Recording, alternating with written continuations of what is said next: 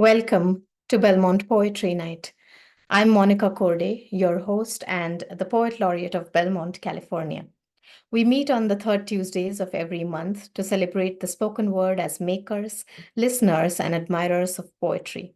We come with featured guests and an open mic, inviting readers of all ages.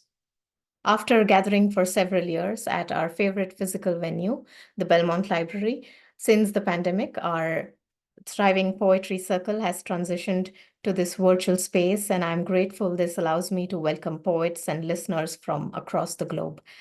So, as per our poetry night tradition, please feel free to share in the chat where it is you are joining us from. And thank you all for being here and zooming in. And welcome to our Pride Month Poetry Night. As we gather tonight, let us do so with the spirit of none other than Audre Lorde's powerful movement song echoing in our hearts. Movement song, many of you may have encountered the poem recently in our email or in your own readings previously. And you will find that it speaks to the rhythms of our lives, the ebbs and flows of struggle and triumph, and the beauty of all our interconnected stories. And tonight, as we come together, let us honor the movements that have shaped us and the ongoing journey toward love, acceptance, and equality. At the forefront of queer poetry, Frank O'Hara navigates themes of self-discovery, judgment, and the search for acceptance. His poems resonate as a movement in their own right, and I'd like to open our evening with one that captures his essence. Homosexuality. So we are taking off our masks, are we, and keeping our mouths shut? As if we'd been pierced by a glance. The song of an old cow is not more full of judgment than the vapors which escape one's soul when one is sick. So I pull the shadows around me like a puff and crinkle my eyes as if at the most exquisite moment of a very long opera, and then we are off, without reproach and without hope that our delicate feet will touch the earth again, let alone very soon. It is the law of my own voice I shall investigate. I start like ice, my finger to my ear to my heart, that proud cur at the garbage can in the rain. It's wonderful to admire oneself with complete candor, tallying up the merits of each of the latrines. 14th Street is drunken and credulous. 53rd tries to tremble but is too at rest. The good love a park and the inept a railway station, and there are the divine ones who drag themselves up and down the lengthening shadow of an Abyssinian head in the dust, trailing their long, elegant heels of hot air, crying to confuse the brave. It's a summer's day, and I want to be wanted more than anything else in the world. Thank you. Thank you for listening. This poem celebrates the vibrancy of queer life, and like much of O'Hara's other works, it often challenges the status quo, advocating for the visibility and validity of queer lives. And there are numerous poets and artists around us who continue to carry these movement songs forward. And aren't we fortunate that we are here to listen, to feel, to connect with each of them? Through their poetry, we can find opportunities to explore the beauty and complexity of what it means to live authentically and courageously. Tonight, our virtual stage is graced by one such queer artist who brings a wealth of experiences and insights through his poems. And I'm so pleased to have him as my featured poet for the occasion. Let me introduce him to all of you. Randy Markle James is an educator, editor, teacher, and performer from Los Angeles, California. Some of his work has been published in Red Cedar Review, Palette, The Rumpus, Hooligan Mag, Denver Quarterly and Change, and Essential Truths, The Bay Area in Color. His chapbook, originally published by Nomadic Press, is now available via Black Lawrence Press. Welcome, Randy. So good to have you with us. Thank you. Thank you, Monica, for that introduction. Thank you, Cloud, for co-hosting as well. I'm really glad that you opened up with Audre Lorde and Frank O'Hara because, excuse me, there are poets and writers that I really, excuse me, have come to learn quite a bit about writing and queer life about. So I'm grateful for the fact that you opened the series or this show with those two. So I have some poems for you all, and I tried to construct this in a way that had like a little bit of a narrative arc. So I'm going to start with a series of poems called 17, and these are all about um, desire at an early age and the trouble that can get you into. Okay, so this is 17. My favorite Smashing Pumpkins LP ends with a track called 17. Icy keys drip, sunrise is signaled, then the orange bloom is abruptly cut. And at the edge of 16, I tread NC 17. Camels, Coors, lemonades, hard, strokes on the radio, sticky green. It's my first kickback, and I decide to show my sex to an audience of 3. Yell from my sink throne, I love cock, at a dealer in the middle of negotiations with my number one crush. Later, in a round of movie trivia, somebody answers drunk and faded, and we laugh at the wrinkled irony. Later still, I spin my head on the butt of a bat, pass out to a VHS of standing on a beach. The video is in between days. Thank you. 17. There's a rumor G has something like a playgirl in his backpack, and he brags about his girth like a beer can to all the other boys at lunch. One kickback into a morning full of smoke and Portishead's dummy, we are there in the glow of Lerman's Romeo and Juliet, me and G, leg locked on a made bed, my eyes into his eyes. His back squared, his hand grazes my right thigh as I lose Shakespeare's plot, caught in the hope that a mesomorph with an angel name will make me anything. Thank you. I have 2 more poems in the 17 sequence. Okay, this is 17. Summer school with Suburbia and SLC Punk playing in the cafeteria. We used Fat Queenie Johnny for rides all summer before graduation. Freshman year, I called him a coward in script. A bomb slipped through a locker slit. Shamed him again when he called me girl one too many times in junior year. That grade, I ate a chip with a cellar spider on it, tasting only powdered cheese. How they reacted with teenage repulse. Gross things make you one of the boys some of the time. On a dare, I once ate a spider on a Dorito. Memory turned it into a roach. And then this is the last of the 17 sequence. This comes with a warning. This is a trigger warning. There are some slurs that are used throughout this poem, just to give a trigger warning. 17. You're always nigger lipping it. M says, anytime my lips press against an object, as I drink from a bottle or inhale weed smoke, here he goes to the other boys. There he goes, nigger lipping it again. During rehearsals, he climbs my back and moans into my inner ear. Home, he shows it to me, his private self, his back to the family's lazy boy. I am not brave. I do not kneel before him. I almost show him mine, but he spies the outline, calls it gorilla. I don't know why we nap on the twin bed in his room, or how we managed to fit ourselves on his family's couch, snuggled in a comforter before his mom and dad, for them, a final straw. He almost comes out too, but some angel inside me pushes him back in as he drives me home to 61st and Normandy to save him the strife. After all, they hate us who won't keep a secret.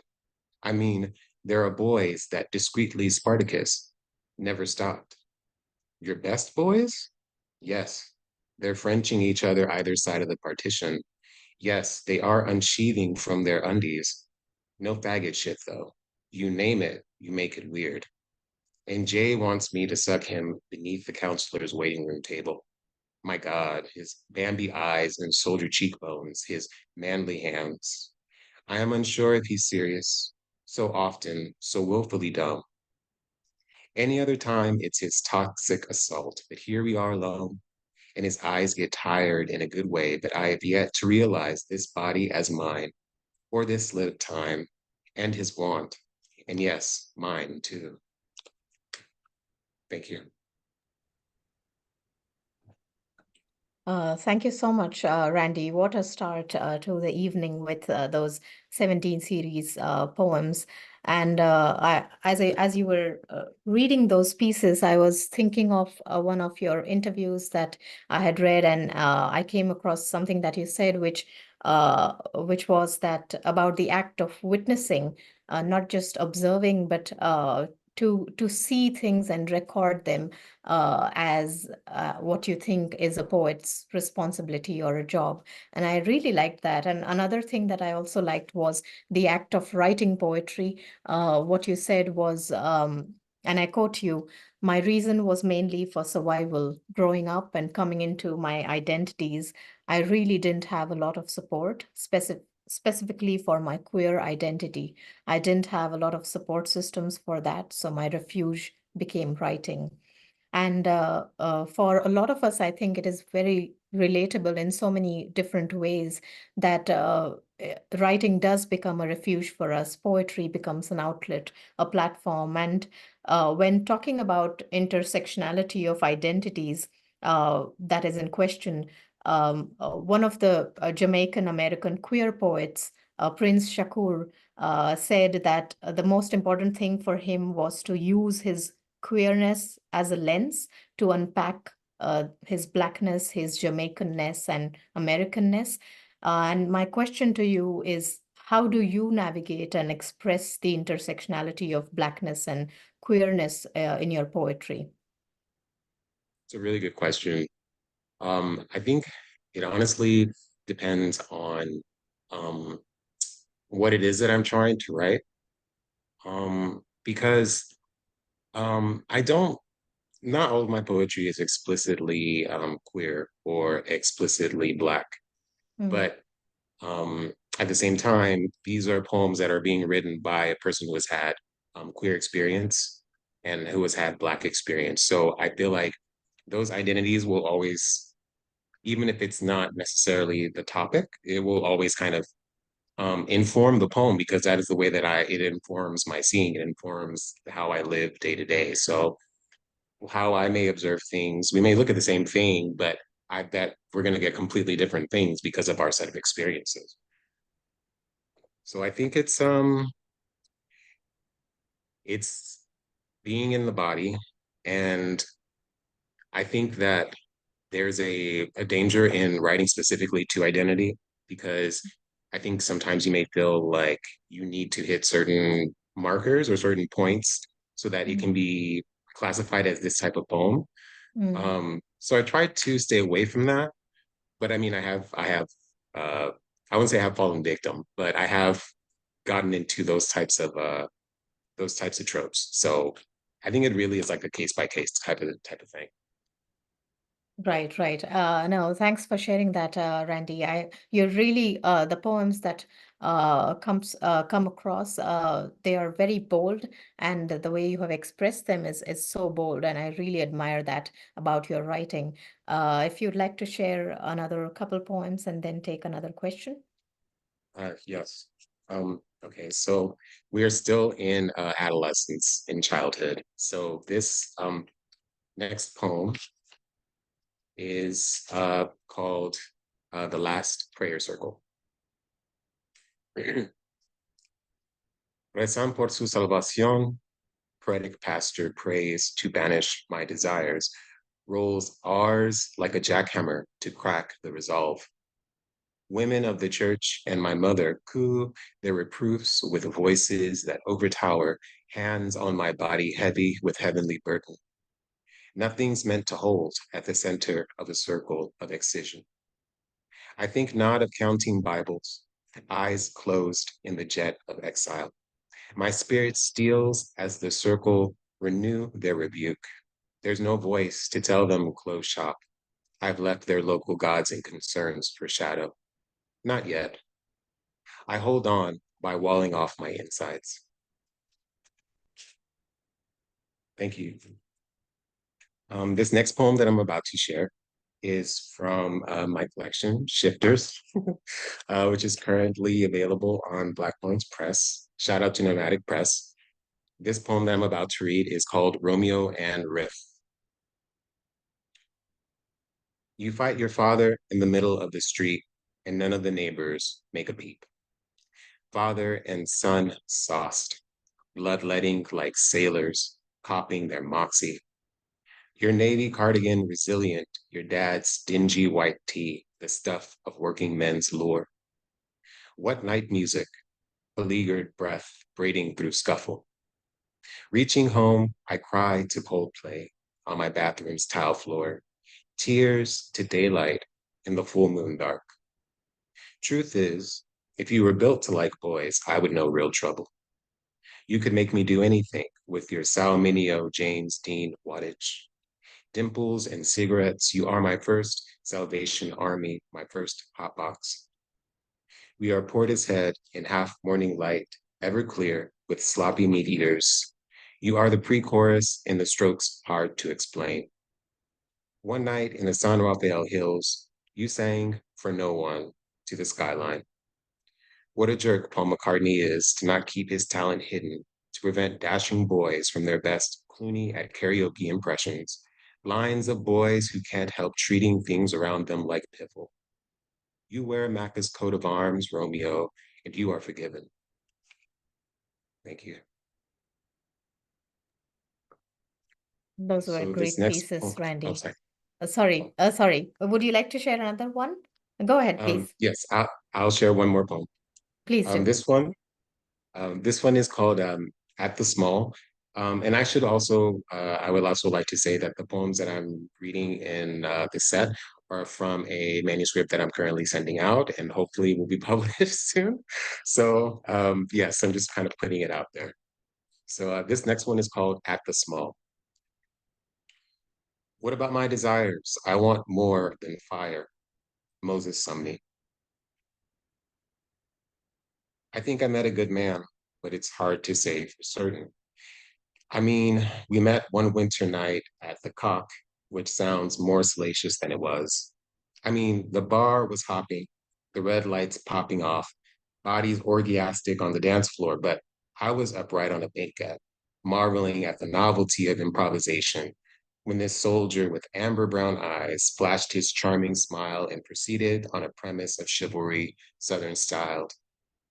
We talked and kissed and took it all in, the exploratory men, our heavy hands exploring each other until the red lights cooled into closing time. His passenger door opened and I sat alongside, 4 burning into 5 on FDR Drive. 123rd Street silent, convenient parking front of my building, but there's nowhere to go beyond his car, time and space failing to hold their grip, unlike our hands in that Grand Marquis. With the sun stirring, our mouths savored what succor left in our thwarted communion. Fighting separation with wet kisses, his tongue finessed my surrender. I was meat clean off the bone, no question. I wished to be of good use to that soldier, for him to demonstrate his firm and gentle caress, for my intuition to be right just this one night, that yes, I met a good man with a hand with a small of my back. Thank you. I have another poem, or do we have time for questions? Or Yes, Is it yes. okay if If I you'd read like it? to share another poem and then take the question, we can do that. Yeah, I have one more poem that I like to share from also my chapbook shifters. This one is called Joel 5 to 7.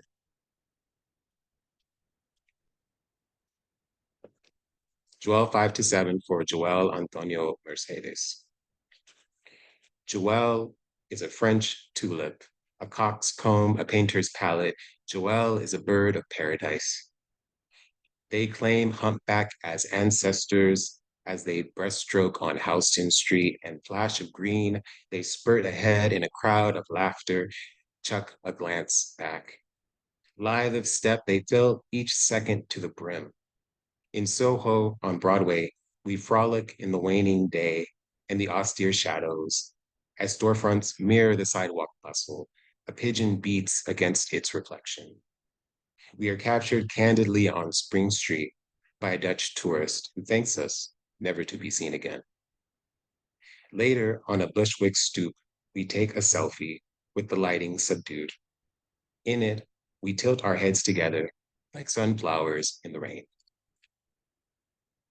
Thank you. What a beautiful closing image there, Randy. And those all of those poems that you read, especially the one that you read from your freshly uh, in the making manuscript, and keeping our fingers crossed and that you hear good news very soon about it. And I just wanted to say how deftly these pieces have been crafted. I really like the flow of your poetry, the way it just moves and goes. And your poems really bear witness to and explore themes of gay love, of loss, of relationships in a deeply intimate way. And your writing is emotionally heavy. But when I shift attention to your craft, I see a certain kind of effortlessness in expression and also a reverence for form. I've seen some of your poems on the page, so I see you are using both traditional and hybrid poetic structures.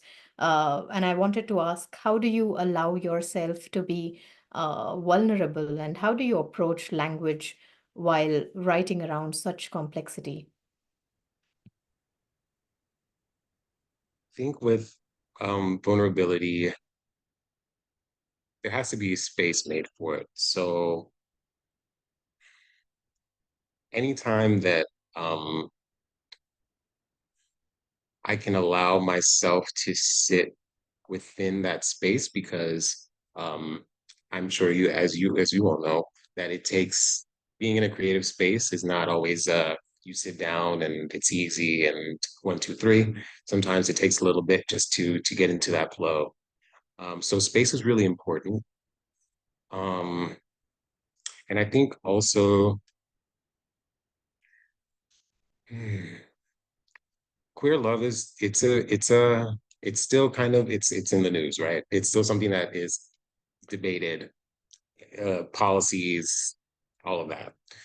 So I'm definitely mindful of the political climate, and I think I'm also mindful of um, desire and how desire, trying to translate queer desire for a wider audience, because I think that there is a danger, or not even a danger. Hmm, it's a trouble spot, I guess, because maybe some of the lingo that I or my community may use may not be the lingo that everyone else is familiar with.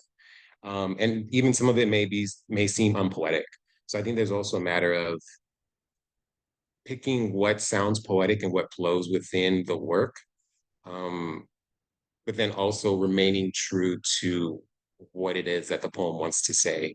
Um, yeah, I've been wrestling with that a lot, especially with a lot of the love poems, because of the fact that I don't want to say the audience is limited, but once again, it comes down to the language of the piece and whether or not people are going to be receptive to that. And I, I think that there's really a fine line between something that can be considered pornographic and something that can be considered like erotic.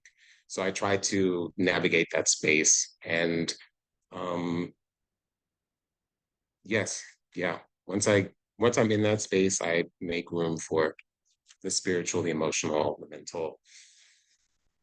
Yes. Yeah, it all makes sense, Randy. And I really like what you said that for vulnerability, there has to be a space made for it. And I really like that you are so mindful and conscious about the choices that you make and the language that you use in your poetry. And I do have a question for you as a follow-up question, since you mentioned your audience for the poetry and how you're mindful about that wider audience. Um but I think maybe we should listen to another couple of poems from you before I have that question for you. Okay. All right. I will continue on. Thank you. This next poem is actually released in an anthology, and I apologize, I don't have the name for you, but it was edited by Kim Shuck. So I don't know if that's like a helpful clue or anything. But this one is called Wistful on the Picket Line. Of the men who gripped silence to the grave, how many kissed their mirrors, lost their breath, and bowed for biceps? How many brush-bys and electric glances recalled in self-play to assuage the ache? How many dreams in the 50s, anything, horned rims, Cadillacs and cool creams, ducktails and cigarette machines, drive-ins where quarter and running backs nibble kernel backseat, what afloats and their cherries? How many loved in substitution? Joined twin beds, wife and children, mistresses, serial understudies? How many gym locker room silhouettes? Promise rings and bunk beds? Show me yours, I'll show you mine, home alone. What about moons in uncle's bedroom? Glances back in Tomorrowland? How many shoeless footsies in school libraries? Playful ass grabs in physical science? How many cap-covered eyes down alleyways? Never again entering the bathhouse? How many Marthas at the door? Thank you. And Randy, this, before you go on to the next poem, because I had this poem on the page, I was curious whether it's a panel poem that you have followed, or what is the form that you're following here? this one here, I would say, honestly, the closest thing that this is one of those that actually started off freeform, and then I really can't see, but it's like, yes, it's like a panel. So Yeah, the poem is like a panel. the form was kind of I happened into the form instead of the form informing the poem. Um, but honestly, just because of the content of that particular piece, I tend to see it as a tombstone, just because it's like Mm, a memorial for those in the past who were not able to express themselves out to the world, but may have had secret desires, And I tried to imagine what that was like back in, like, say, the 50s. right. Wow. That is really fascinating, and I love as soon as you said it, it's probably like a tombstone. It all comes together, and I personally really like the piece for how you have approached it. And I was wanting to know whether you always think about the form first, or you break free from it when you enter a poem. How do you go into it? Usually, like, if I'm in a steady writing practice, it'll be the thought or the line, and then I'll expand from that. Um, Mm, but if I have a prompt, then the prompt will lead the way, and then usually, like, the prompt is like a form prompt, and then from there I'll let it lead the way. And sometimes even when I have like a formal poem, it'll expand into something free form. So um, I would say mostly snatches of lines and things, and then I expand mm. from that, and then uh, form is also something, but it's more secondary. Fantastic. Well, thanks, Randy. It's always fascinating to learn how a poet's brain is working and the behind the scenes. So thanks so much for giving us that little peek. But please go Yeah. ahead. Sorry to interrupt you. I really wanted to ask you these questions. So please go ahead with the next poem. This next one is a longer poem. I think this is the longest poem that I have in the set. This is called A Shared Vocabulary. L is cool in electric blue, on his way to Conservatory of Flowers for a sound meditation. On a warm Friday in the mission, we walk to Casa Tai as he buys a couple dozen limes. I eye his hands, large, soft, and firm. I his eyes, puppy, color of honey. When he's not working with me behind the counter, when he's not swirling ales into American pint glasses, L paints the interiors of houses and for himself. I come to imagine his fingers as five fine angle brushes that caress the canvas of my skin. I come to learn he's not above chatting with the bison and lounging with the ducks in Golden Gate. It sounds like you're excited for something you know nothing about, he says on the clock as I feign interest in one of our job's engagements. For a moment, I'm x-rayed. And I am a problem because when he says this, I want him to drag me by imaginary mane into his real cave. In the counterpulse black box, his partner on stage is scruffy in negligee, feral, high in stripper heels, face made to the rafters, truly serpentine. L wants thoughts on the performance. I say it was a lot without leaning. We weigh options. I decline his invite to Aunt Charlie's, partner cognizant for the first time. But I take off my headphones on a 14 bus, and my name is a bell in the mouth of L. Shoulders meeting on a back bench, he points to his gray strands. The more he talks, the more I hear crossroads met, the self-knowledge of ferocious potential. I fancy the order of parts his hands will touch when there's space to fill. My lips first, then his on my neck. He helps bleach my hair. Sade's stronger than pride plays as we share ripe oranges. He points to his blood on his kitchen's map, north, south, east, west. Then his palm across my cheek registers a dull sting, heavy and playful in the spirit of dismissal. I tell him in the moment, and he doesn't remember. He apologizes for a blank mind. There is no second time. We eat with our hands as jam erupts from the crust, contained yet too much. L is in drivers. The conversation is pie, how to make one. He says my hands feel like silk 42 minutes out the freezer. Our tips keep their kiss as fingers spread and compress, but we leave a hair's breadth between our palms like a promise we will remember when leaving the city. The soil of these foot trails grant him room to be with God the animal until sundown. Room to run after the sun, so caught up, just days without words, just paints, useful barbells, and mushroom tea. A friendly companion on a lead. Boyish. Yes, that's his quality, homemade. Catch him cartwheeling in the Berkeley Marina parking lot. Talk of turkeys at sunset over a quiet tape deck. Drink his frame, stretching in a Safeway line.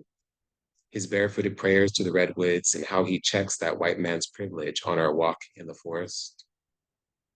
Strawberry rhubarb pie and blackberry sorbet in spring lingers like legs locked in avocado sheets, as clasping hands in moonlight, Estero in the easy of his passenger seat.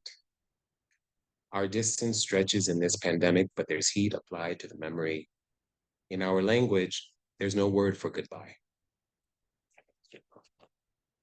Thank you.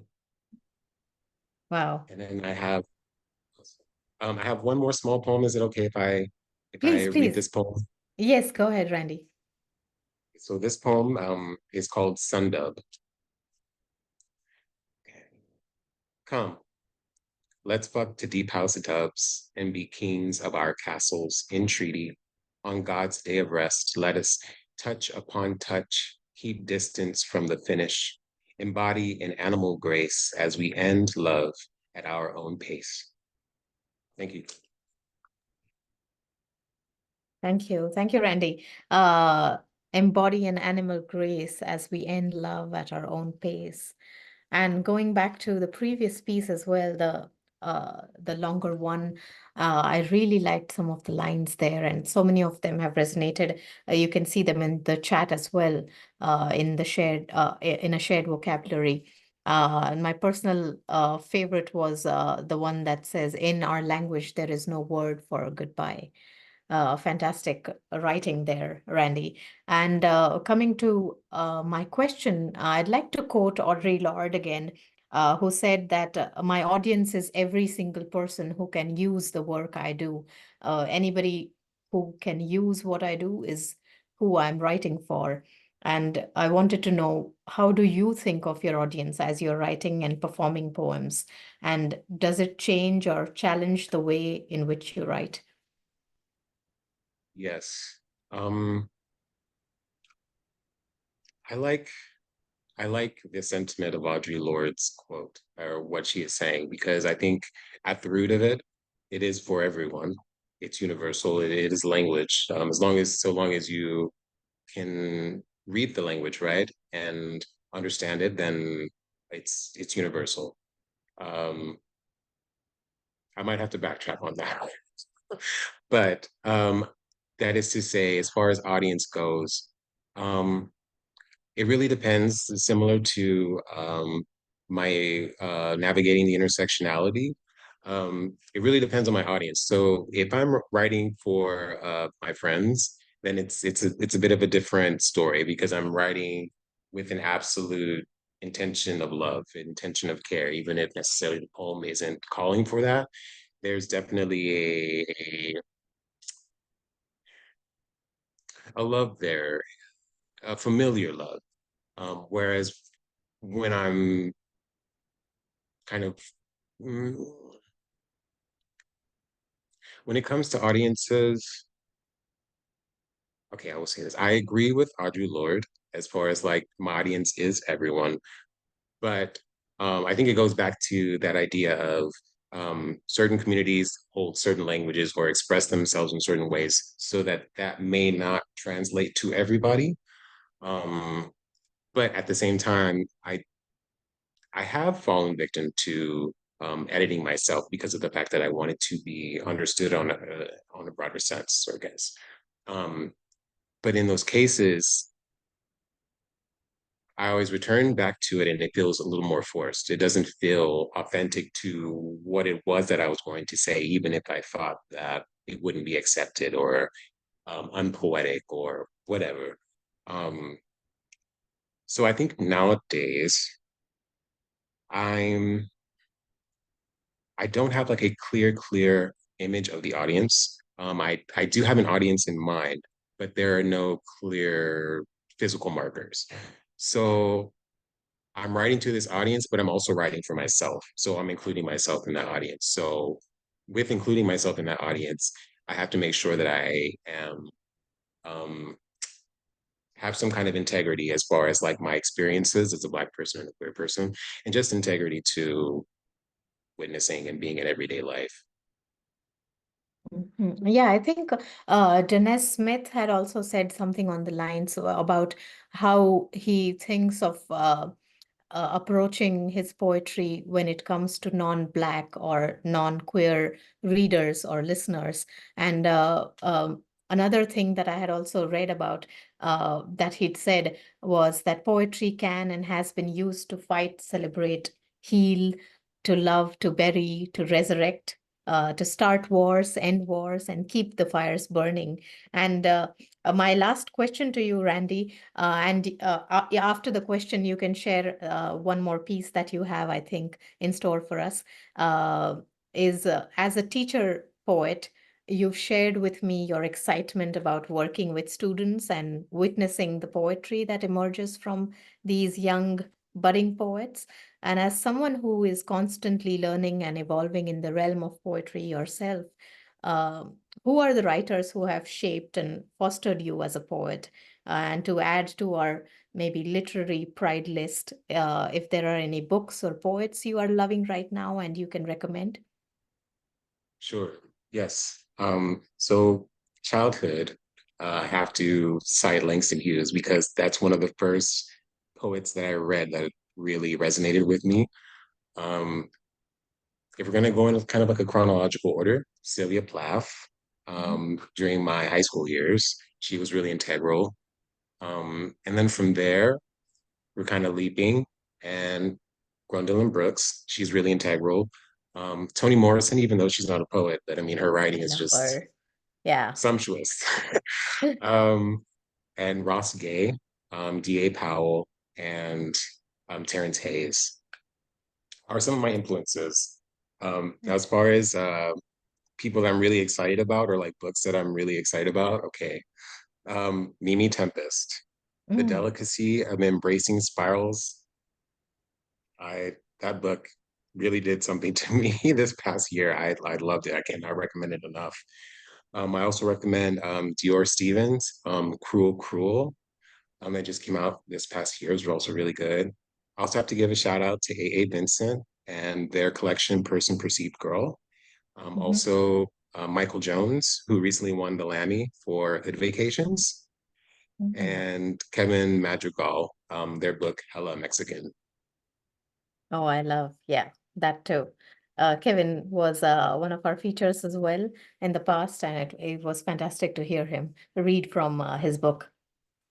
Yeah, Yeah, yeah, Kevin's what a fantastic list, Randy. Thank you so much for treating us to that extraordinary list of poets and writers. And it's amazing that we are hearing you being inspired by all of these poets. And would love to hear that one piece that you have to close the featured segment with. yes. I just wanted to say one more time, thank you for this. I haven't read in quite some time, so I'm really grateful. Thank you. Um, so I will read this poem that I actually wrote for Pride Month. It's called After the Rain, I'm a Rainbow Too. Marley Lyric. Excuse me. We don our flags in dogged rain. We don our flags knowing the dimensions are not enough, but all the colorless can stand. Color is the closest expression of our universe. Roy G. Biv. The spectrum engendering red and pink, black and brown, white and sky blue. We are an infinite box of crayons. We messy everything grandly, veering outside the prescribed lines. We initial our mark in wet concrete. We don our flags to remember that our bodies and that our love are on trial at the behest of senators. I don't mean for this small poem to bitter the sugar sweet of pride, but in choosing not to hide, I honor the collisions, Captain Cafeteria and Stonewall, the broken bottles, the blood and bruises defining our present day smiles, our love out loud, open wide as the universe, awesome and awful in private measures. So many of us forced to hide the celestial inside for the sake of survival, we dim the light, the sparkle in your eye to get by outside, where everything is defined by form and not transcendence, a shape, a gender, a race, a caste. This talk of umbrellas and binaries, what of planets, moons, suns, constellations, meteors, and quasars? I'm not a queer, I'm a supernova. Perhaps the cosmos is too impractical for a flag, but even more than a compilation of rainbows, that's what we are, cosmic radial breath, chaotic and divine. Thank you.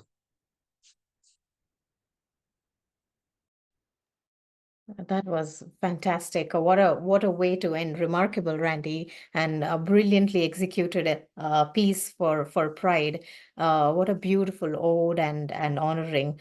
And I really I'm grateful to hear all of the poems that you have to offer. To me, just as Lord's poem "Movement Song" helped me understand the song inherent to the ways we move toward and away from each other. I'll say that your poems really helped all of us embrace experiences and thoughts and feelings on everything from love and identity to struggle and hope. And I deeply appreciate and value what you've given us, Randy. I'm so glad that you are reading after a long time and you accepted this invitation. And I'd like to open the floor briefly for comments from our audience before I close this segment.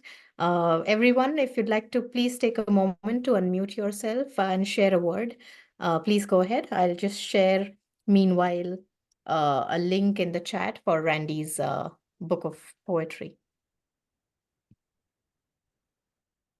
Well, I usually am brave enough to start, Randy, so I will thank you. I know that I have to follow you immediately, so you're a very hard act to follow, but I really appreciated your reading this. Very, very moving. Thank you. Thank you. Appreciate it. Thank you, Randy. It was magnificent, especially the last poem. The way you sang it, the way you expressed it, it was just fireworks. Woo! Thank you. Appreciate it. Thank you. Oh, thank you. I enjoyed listening to you. Thank you. Thank you. I put it in the chat, but I'll just ask here, what was the title again of the poem with the small of your back? I love that one. Oh, it's At the Small. It's called At the Small. It's in my soon to be published manuscript. Hoping and praying. Oh, sorry, Monica. I messaged you by mistake. Yeah, no, I just saw that. No worries. All right. Anyone else? Let me just give a quick check. Yeah, Randy, incredible, incredible, incredible friend. Like, get it, sir. Yes. Oh, thank you. Appreciate it. Thank you, Ariel.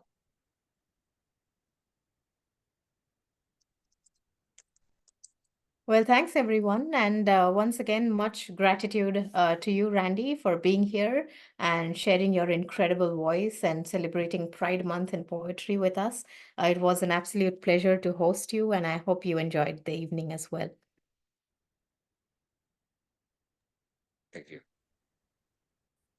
Well, with that, we are going to stop recording this segment.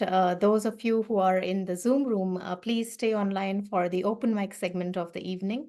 And to our YouTube audience, thanks for tuning in and hope to see you for next month's virtual Belmont Poetry Night. Oh. Happy Pride and good night, everyone. Oh, I have a question. Is it going to be available to watch later? Yes, it will be available on YouTube on my channel, and I can share the link with you later when it is up. Thank you so much. Appreciate it. Sure. Thank you, everyone. Good night.